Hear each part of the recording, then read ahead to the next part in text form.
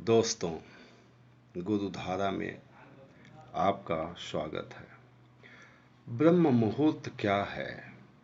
ब्रह्म मुहूर्त में कौन सा योग किया जाए जिससे हम अपने अंदर की आवाज को सुन सकें?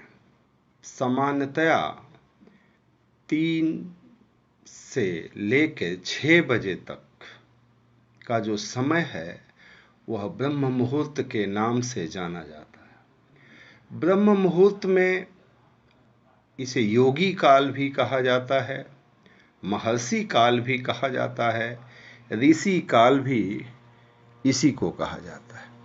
इस बेला में हवा दक्षिणामुखी चलती है जो स्वास्थ्य के लिए काफी लाभप्रद होती है। हम एक ऐसे योग आपको बताने जा रहे हैं जिसे सिर्फ ब्रह्म मुहूर्त में ही किया जा सकता है।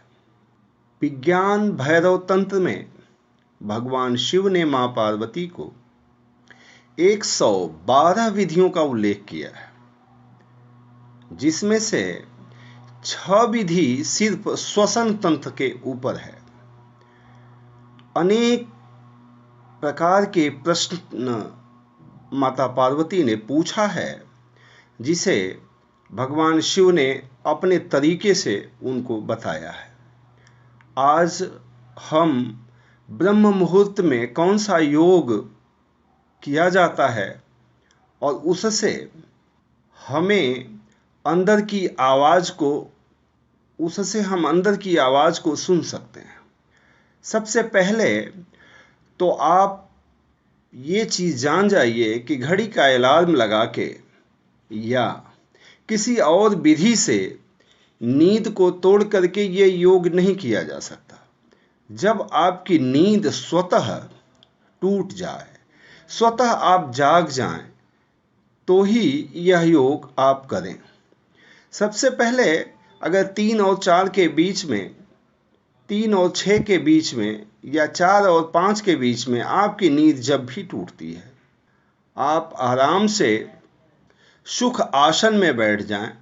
आसन कोई भी हो सकता है जिसमें शरीर को पीड़ा न हो और आपकी पीछे रीढ़ की हड्डी सीधी हो, शरीर को किसी तरह का असुविधा न उत्पन्न किए बगैर आप बैठिए सुख आसन में।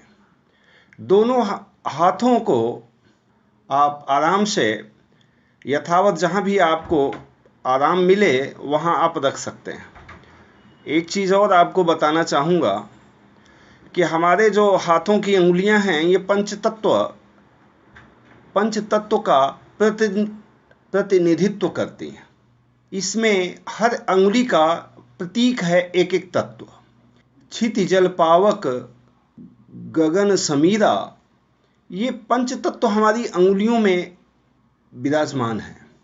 जो जल तत्व का प्रतिनिधित्व करती है उस अंगुली पे आप विशेष ध्यान दें। अपनी गर्दन को नीचे झुका लें। झुकाने के समय आपके गर्दन आपकी छाती से बिल्कुल सट जानी चाहिए। इसके बाद जल तत्व जो अंगुली प्रतिनिधित्व करती है उससे दोनों कान को बंद रखें।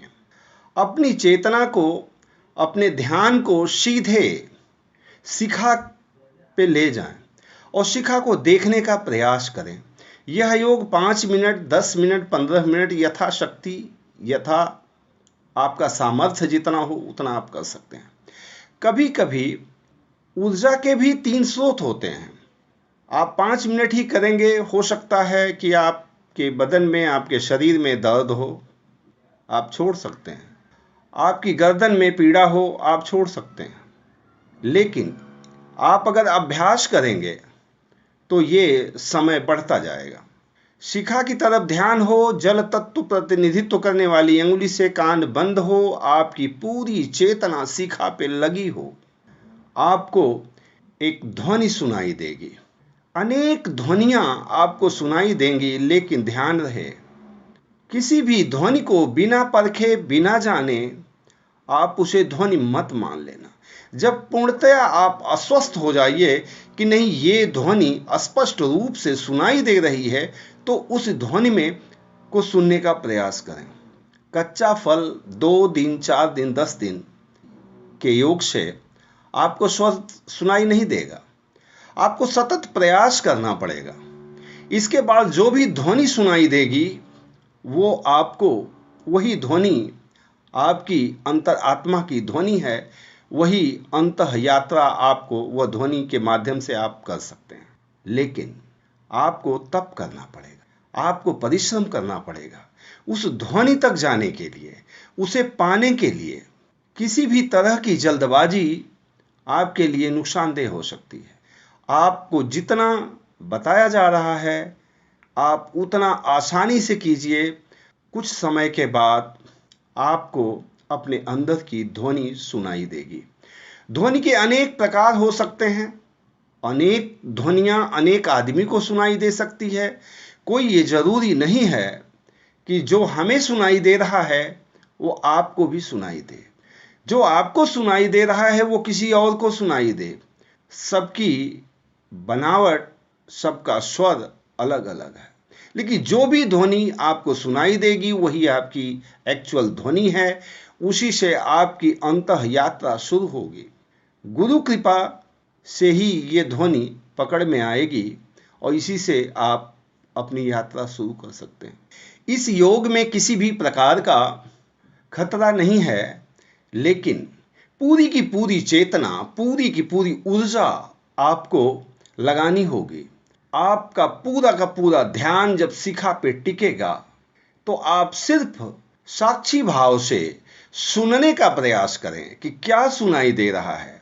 कभी आपको शंख की आवाज सुनाई दे सकती है, कभी आपको पायल की झनकार सुनाई दे सकती है, कभी आपको लहरों का वेग सुनाई दे सकता है, अन्यथा अनेक प्रकार का स्वर उभर सकता है। यहाँ आप आधा घंटा चाहें तो कर सकते हैं।